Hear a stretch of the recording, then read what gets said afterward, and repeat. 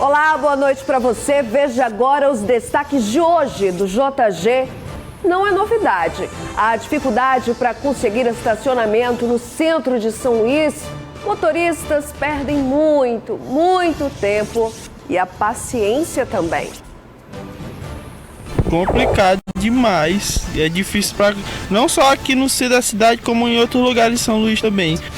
Boa notícia! Segundo o PIB calculado pelo IBGE, a economia do Maranhão cresce e fica acima da média do Nordeste do país. Tribunal de Justiça do Estado completa 206 anos com homenagens e entrega de medalhas. Hoje, Dia Mundial de Combate ao Diabetes, o alerta para a doença que atinge mais de 16 milhões de brasileiros e que nem a metade sabe que tem a doença. Vem comigo que o Jornal da Guará está começando agora.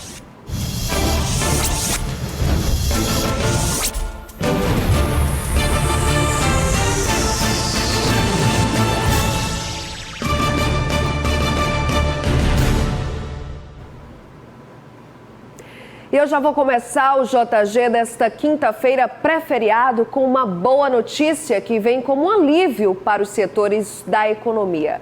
O Maranhão é o quarto estado do país com maior crescimento do PIB, que é o Produto Interno Bruto.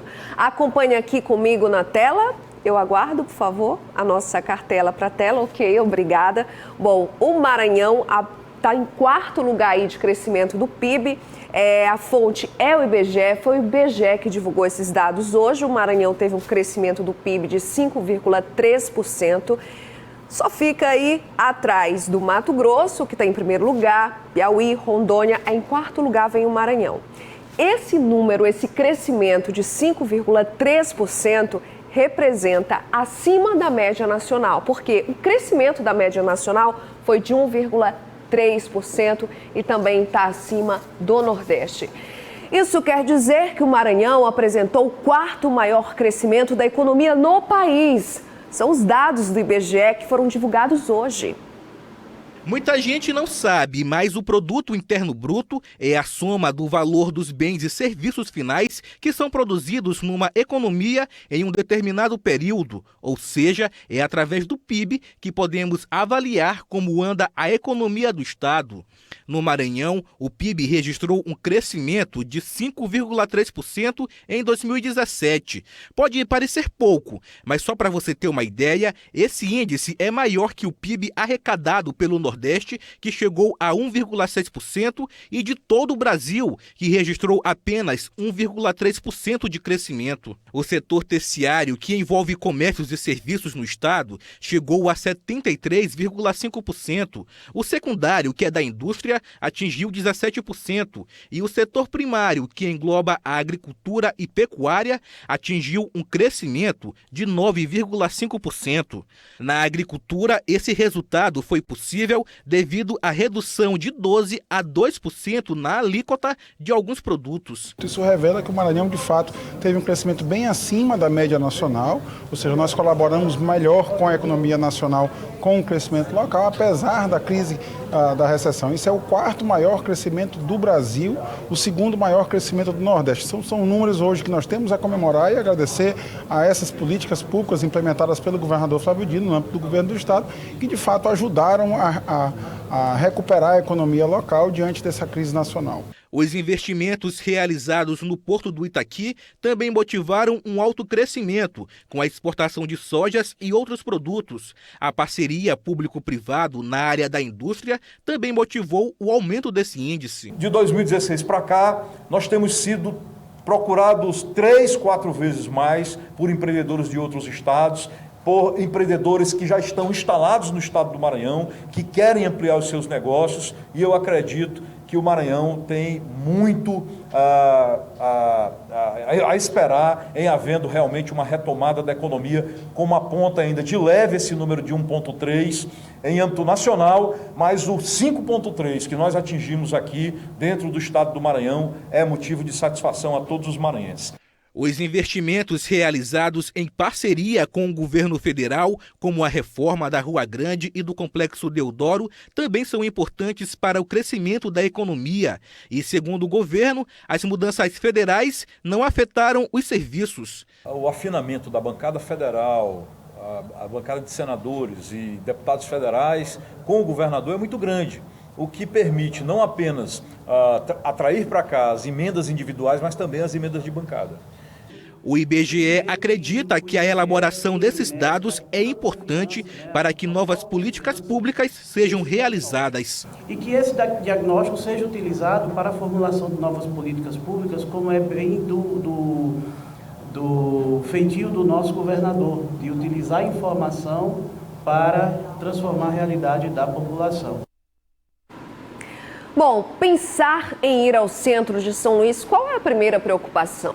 Estacionar, não é? Um problema antigo e que até hoje não teve solução. Motoristas perdem o maior tempão para achar um lugar para deixar o veículo. Depois ainda tem que pagar, seja no estacionamento privado ou para os flanelinhas. É preciso muito planejamento para ir às compras de carro no centro da cidade. A falta de estacionamento é um problema antigo.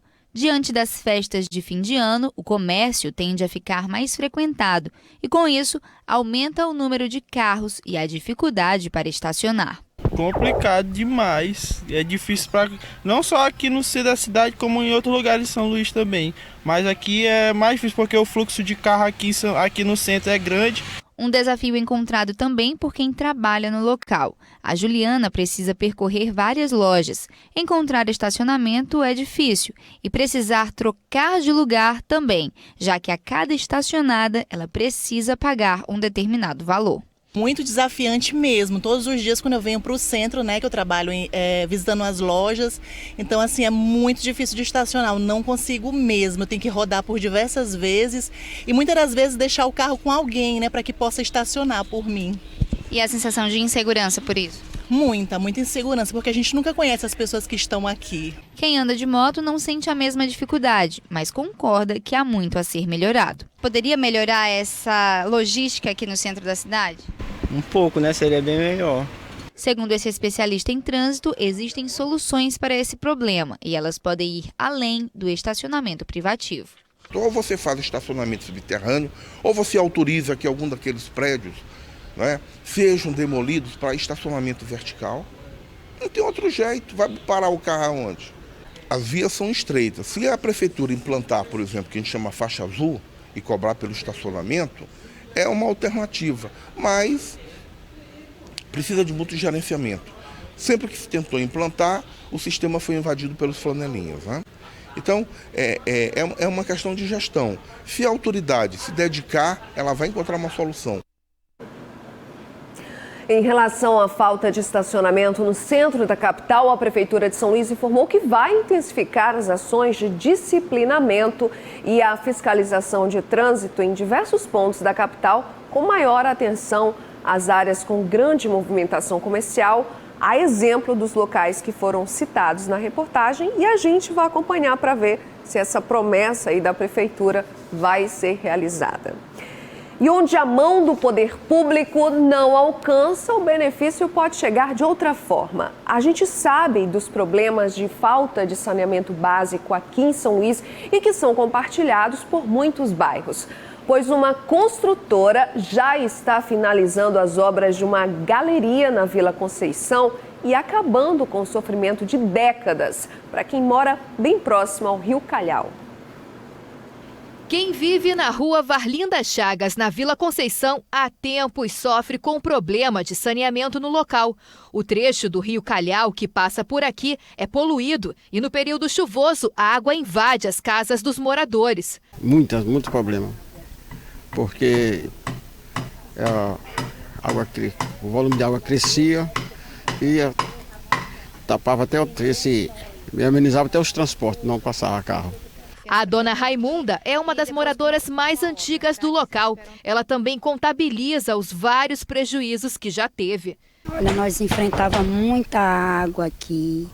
Então a prefeitura veio e fez um trabalho aqui, mas não adiantou nada. Mas dentro de 45 dias, esses moradores terão uma qualidade de vida melhor.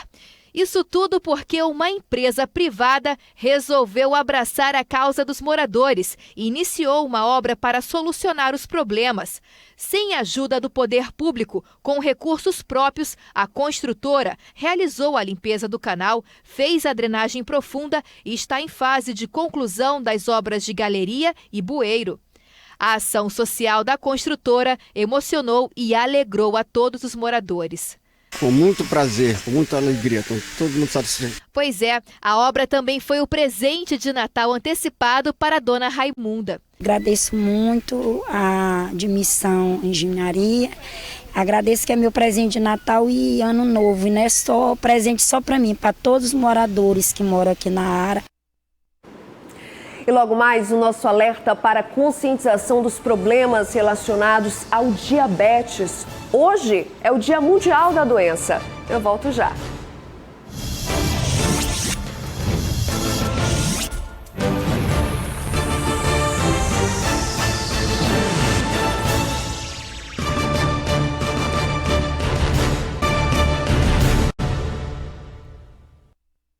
O professor Natalino Salgado tomou posse ontem como reitor da Universidade Federal do Maranhão.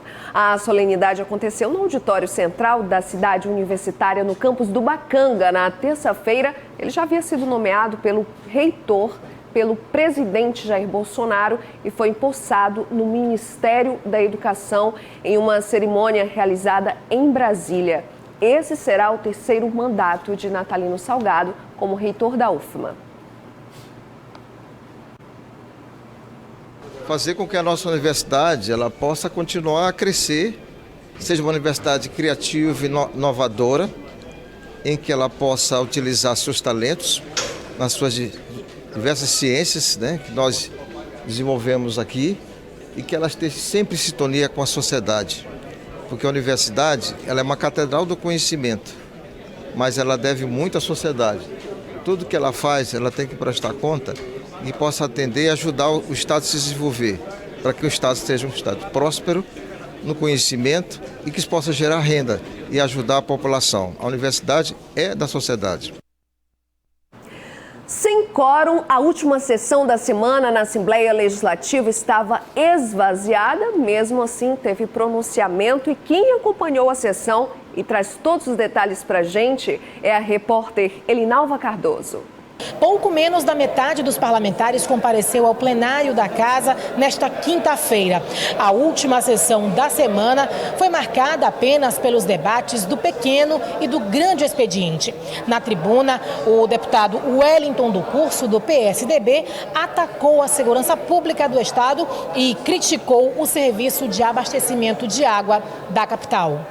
Tem determinados bairros de São Luís que as pessoas estão sem água há 4 dias.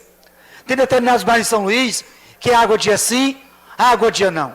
Porque a mesma CAEMA que não leva água potável e nem faz o tratamento do esgoto, é a mesma CAEMA que tem super salários. Aproximadamente 175 viaturas poderão ser retiradas das ruas de São Luís. Polícia Militar e Polícia Civil estão circulando com viaturas que estão com 5 meses de atraso, e o governador Flávio Dino não dá uma satisfação. Já o deputado Hélio Soares, do Partido Liberal, falou sobre o fim do seguro DPVAT. O parlamentar defende a manutenção e não a extinção do benefício. O DPVAT é um imposto que cobre as famílias, as vítimas de acidente de trânsito. Esse trânsito tão conturbado no nosso país e no Brasil, no mundo todo. O trânsito, se não tiver um planejamento, uma organização, cada vez mais vai fabricando vítimas. E esse imposto, que é um imposto relativamente barato, que nós pagamos anualmente para a proteção desses acidentes, das vítimas, acidentes de trânsito. Esse é imposto exclusivamente para isso, além de ter outras utilidades, como um percentual para o SUS, que também vai para os hospitais para socorrer a população de uma maneira geral. E por falta de quórum regimental, a ordem do dia foi transferida para a sessão da próxima semana, na segunda-feira, quando recomeçam os trabalhos aqui no Parlamento Estadual. Elinalva Cardoso, de volta ao estúdio.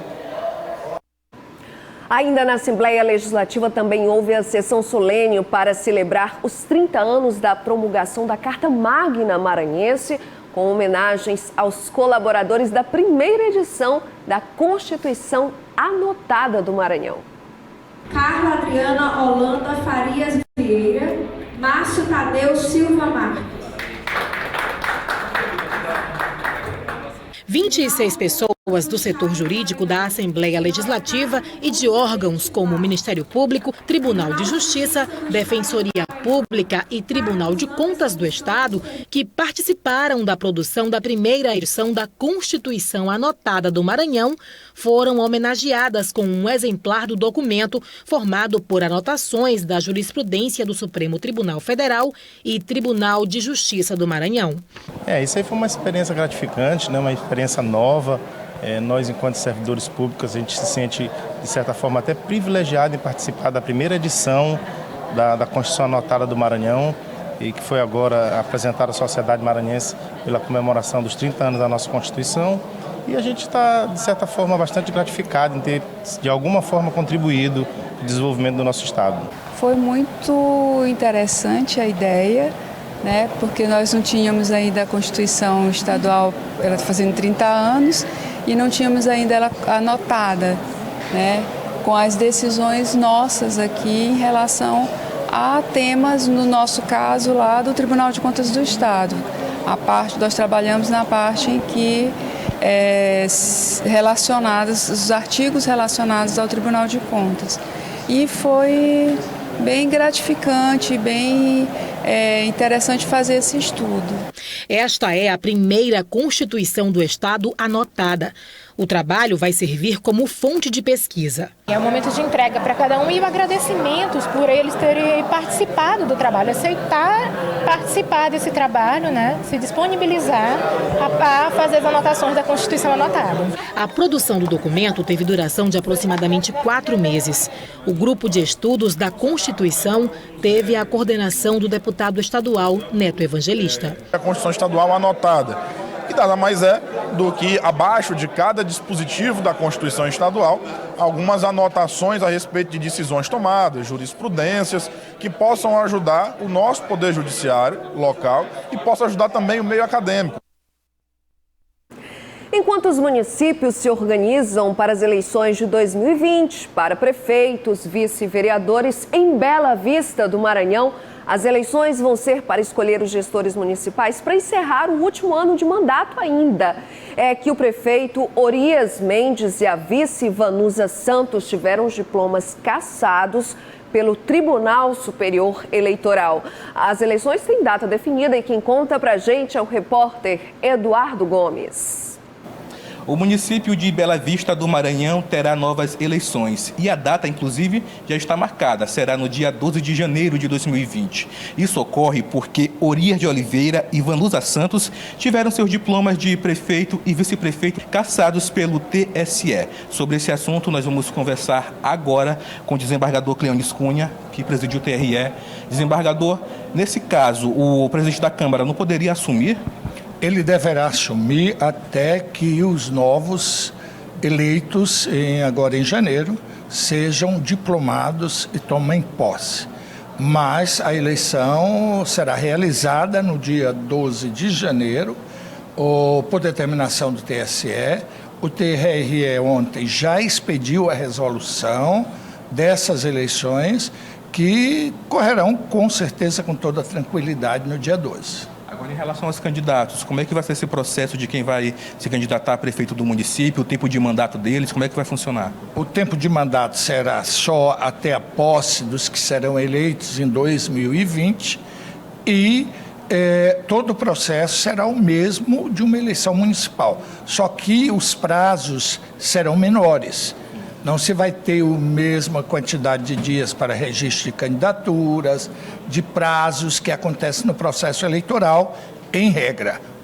Como é uma eleição que acontece com certa urgência, os prazos serão reduzidos. Agora, em relação à preparação do TRE, a gente está acompanhando que tem uma preparação em relação à biometria, regularização de título. Como é que vai ser a preparação do TRE para essa eleição? Em regra, para as eleições de 2020, no dia 12 de dezembro, nós encerraremos a biometria no estado do Maranhão. Todos os eleitores maranhenses serão identificados na eleição de 2020 através da impressão digital. Obrigado. Essas são as informações. Eduardo Gomes, de volta ao estúdio.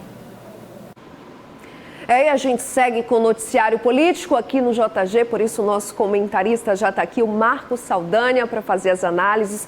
Marcos, boa noite. Boa noite. A gente acabou de ver com o Eduardo Gomes a situação de Bela Vista do Maranhão. Eleições em janeiro, ainda para completar um resto do ano de mandato.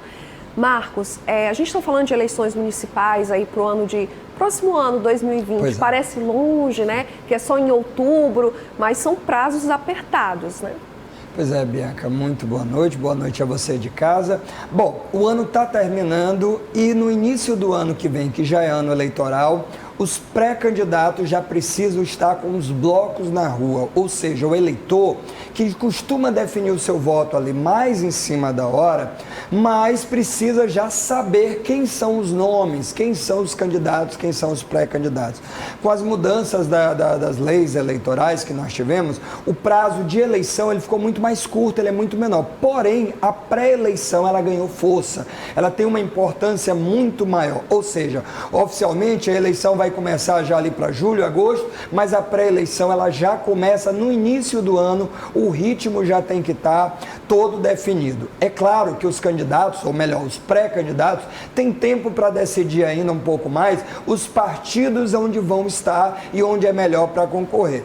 Mas o certo é que não é muito bom virar o ano, entrar o ano que vem, sem você saber de fato em que legenda você vai estar, com quem você pode contar e se aquele partido terá ou não terá um fundo partidário, uma estrutura para poder alavancar a sua candidatura, viu, Bianca? Marcos, você está falando em pré-eleição aí, movimentação, definição de partido, pré-candidato.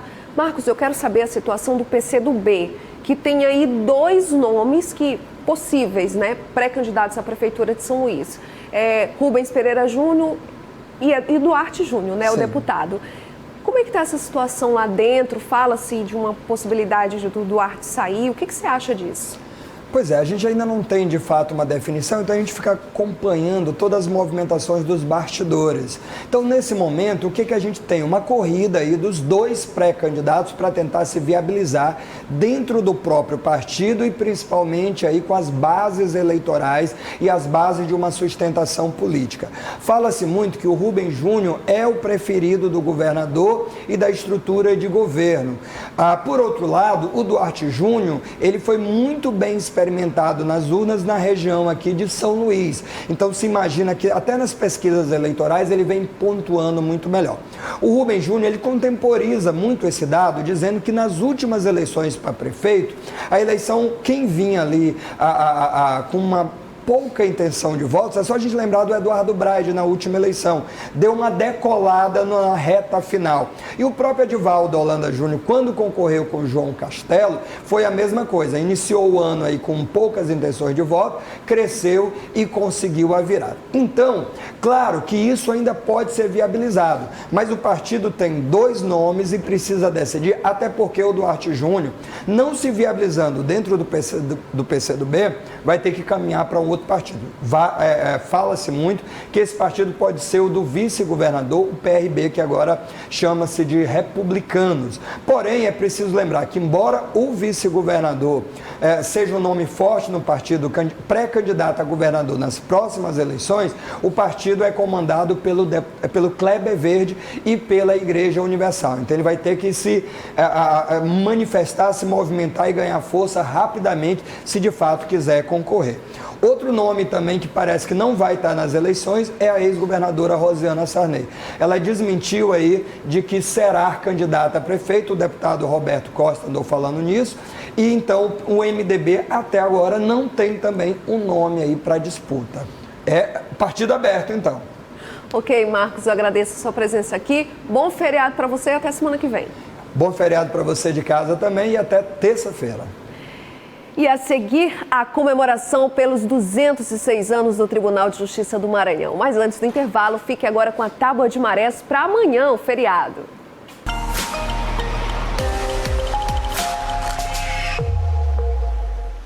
Às 3h59 tem a primeira baixa-mar com 0,1 metro. A Praia-Mar vem às 9h18 com 5,6 metros. A partir de 15h31 volta a baixa-mar, mas desta vez com 0,6 metro. E a sexta-feira encerra com Praia-Mar de 5,8 metros às 21h28.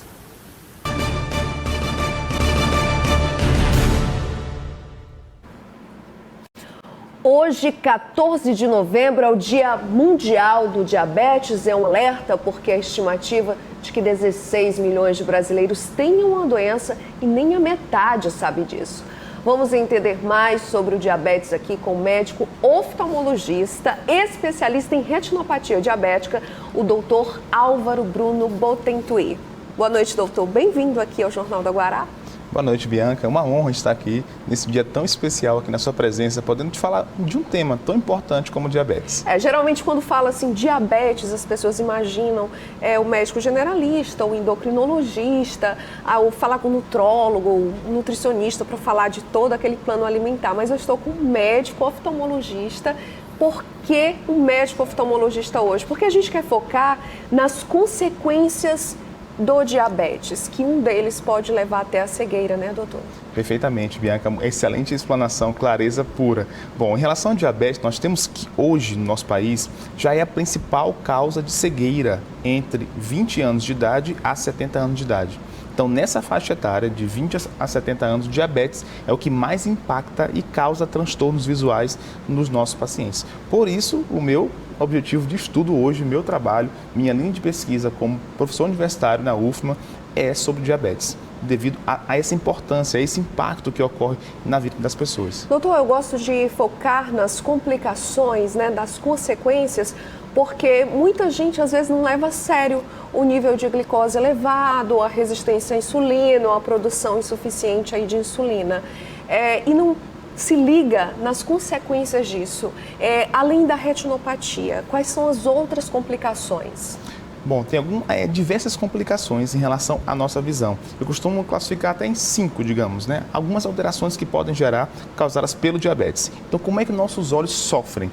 Nossos olhos funcionam como, na verdade, se fossem canos transportando líquido, que no caso seria o sangue.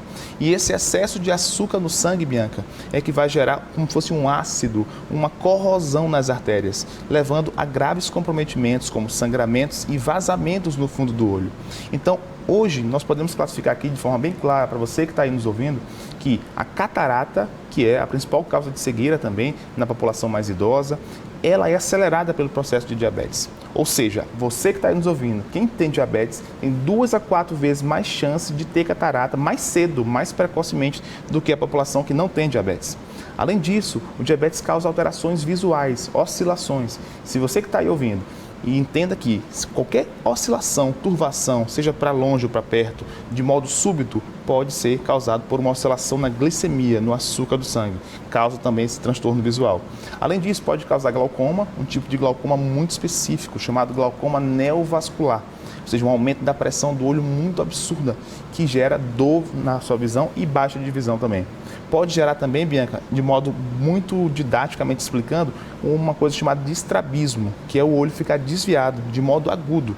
Ou seja, você que está aí, de repente acorda e você começa a ver 2 objetos. Você olha uma caneca no seu café e ela está aparecendo como se fossem 2, uma diplopia, o olho entortou. Isso acontece devido a altos picos de glicemia, que pode gerar também essa alteração de desvio nos olhos. Quando ocorre a baixa da glicemia e o controle dessa doença, o olho tende a voltar à posição normal.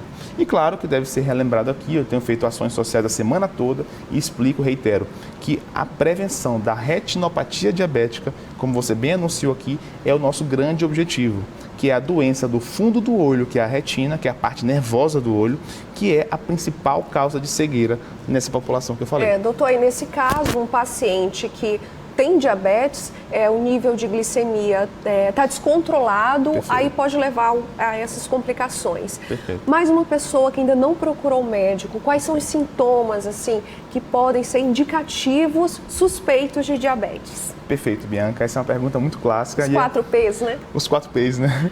Então, assim, é muito bom. Então, você que está aí nos ouvindo, não espere aparecer um sintoma, porque até 50% da retina estar comprometida, você não vai apresentar sintoma nenhum. Então, as doenças mais perigosas que existem hoje na medicina, não só na nossa área de oftalmologia, são as doenças silenciosas. E para o diabetes em geral? Em relação ao diabetes em geral, você sente mais sede. Você vai sentindo mais sede, você vai sentindo mais fome e você vai sentindo mais, digamos, um volume de urina cada vez maior. E a perda de peso também? E a perda de peso vem associada. Então, se você que está aí em relação ao diabetes, está sentindo mais sede do que o normal, está sentindo mais fome do que o habitual, ou então o seu volume de urina está cada dia maior e você, associado a isso, está perdendo peso, você classicamente tem os principais sintomas indicativos de que você pode ter diabetes. Agora, em relação à visão, é assintomático. Inicialmente, as pessoas não sentem nada até procurar o médico para saber se tem alguma alteração no fundo do olho. Doutor, diabetes é possível prevenir? Sim, tem 3 tipos de diabetes, basicamente. O diabetes tipo 1, que é aquele da infância e da adolescência, esse eu costumo dizer assim, não tem como prevenir porque ele é uma questão genética. Você nasce programado para ter esse problema, infelizmente. Tem tratamento e você consegue ter uma vida muito tranquila. O diabetes tipo 2 é um diabetes da fase adulta, da nossa fase de vida. Então, é um diabetes que está associado com os maus hábitos alimentares, sedentarismo e obesidade. Então, esse sim, ele consegue ser prevenido, ele consegue ser diminuído, essas consequências dele. Como? Com o controle adequado da doença, com acompanhamento médico e multidisciplinar. E ainda o terceiro tipo, que é o diabetes gestacional. Você que está aí nos ouvindo, que pretende engravidar ou que está grávida nesse momento, tenha muito cuidado. Faça o exame da glicemia uma vez a cada trimestre para rastrear se você tem diabetes gestacional. Se tiver, merece um acompanhamento adequado até o parto. Doutor, hoje a gente sabe que muita gente tem acesso àquele equipamentozinho que fura o dedo, que faz a glicemia capilar, né? Perfeito. Quando é que ele é um indicativo muito sério de que deve alertar a pessoa em casa? Porque nem sempre, geralmente, deu um alto nível de glicose, quer dizer que a pessoa tem diabetes, né? Sim, existe muito erro também. Inclusive, quando você for fazer o teste da glicemia, você precisa limpar bem o dedo, porque, por exemplo, se você tiver tomado suco e ficou um pouquinho de suco no seu dedo e você fizer o exame, vai dar um falso positivo. Vai dar uma glicemia alta, não porque você tem o açúcar alto, mas porque ficou um pouquinho de suco aqui no seu dedo. Então, aqui vale também a orientação, Bianca, para que a população que nos ouve faça essa higienização antes de fazer a furada do dedo, para que não haja esse falso positivo. Mas o teste mesmo ideal para avaliar a glicemia é o teste da glicemia do sangue. E aqui vale a pena chamar a atenção para um exame fundamental, Bianca, que não pode ser esquecido. Se você tem aí, ele serve tanto para diagnosticar o diabetes, quanto para acompanhamento depois de já diagnosticado, que é a chamada hemoglobina glicada. Grave esse nome, pessoal. Hemoglobina glicada. É o principal exame hoje em dia, porque ele tira uma média dos últimos 3 meses da sua glicemia. E ele dá um resultado em percentual. Então, para quem não é diabético, ele dá abaixo de 6,5. Tem muita gente que começa a se prevenir em casa, vai fazer o exame de sangue no dia seguinte, passa 2 dias aí numa dieta, né? Exatamente, para evitar esse tipo de coisa. Não, eu vou fazer exame amanhã, hoje eu vou me alimentar bem, vou usar o remédio, e na hora dá abaixo. Aí não, esse exame ele consegue evitar esse tipo de problema. Então, se der abaixo de 6,5, Bianca, não é diabético. Então, se acho der que quem acima está de 6,5... assistindo agora ao Jornal da Guará já decorou esse nome, hemoglobina glicada. Perfeito. E vai conversar com o seu médico. Exatamente. E nem precisa estar em jejum, Bianca, para fazer. Você pode amanhã é feriado, mas segunda-feira mesmo, sábado, já fazer o exame e aí você pode depois levar para o seu médico, mais próximo da sua casa, para poder detectar se você tem ou não tem esse problema. Doutor, muito obrigada pela sua presença aqui. Parabéns pela ação aí que o senhor tem feito também, atividades voluntárias, atendimentos voluntários durante esse mês. Muito obrigada pela sua presença aqui e os esclarecimentos também.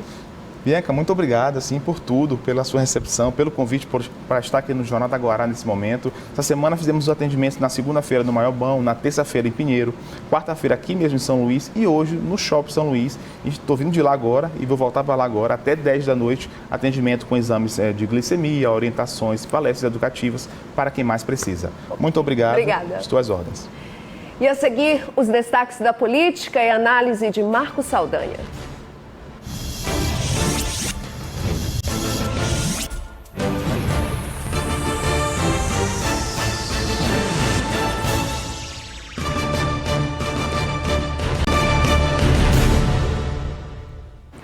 O Tribunal de Justiça do Estado é a terceira corte mais antiga do país e completou os 206 anos com homenagens aos magistrados e personalidades que prestaram serviços à justiça. A terceira corte mais antiga do Brasil é a do Maranhão. Instalado no dia 4 de novembro de 1813, o Tribunal de Justiça do Estado completou 206 anos. E para comemorar esse importante marco, personalidades da Corte Estadual foram homenageadas. O Poder Judiciário é o guardião da Constituição. E eu tenho dito, desde que assumi, que nós deveríamos, nesse aspecto, levar o Poder Judiciário mais próximo da sociedade. E é isso que nós temos enfatizado. Tanto é que quando o ministro Benedito Gonçalves, um dos homenageados, se dirigiu, fez questão de trazer à baila uma das minhas passagens em discurso. A medalha dos bons serviços desembargador Bento Moreira Lima, criada em 86, é concedida a magistrados que tenham de 10 a 40 anos de serviços prestados. 28 juízes foram homenageados com um dos símbolos de comprometimento com a justiça. Para nós, homenageados, é uma honra.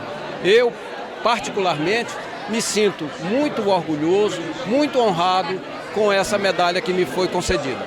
Outras comendas, como a Medalha do Mérito Judiciário Antônio Rodrigues Veloso e a Medalha Especial do Mérito Cândido Mendes, a mais alta do Poder Judiciário maranhense, também foram concedidas. O Superior Tribunal de Justiça é a corte responsável por uniformizar a interpretação da lei federal em todo o Brasil. É de sua responsabilidade a solução definitiva dos casos civis e criminais que não envolvam matéria constitucional nem a justiça especializada. E o JG fica por aqui, mas amanhã, feriado, tem JG sim. A nossa equipe fica aqui de plantão e eu estarei te esperando, tá bom? Tá combinado. Até amanhã, então, feriado. Tchau.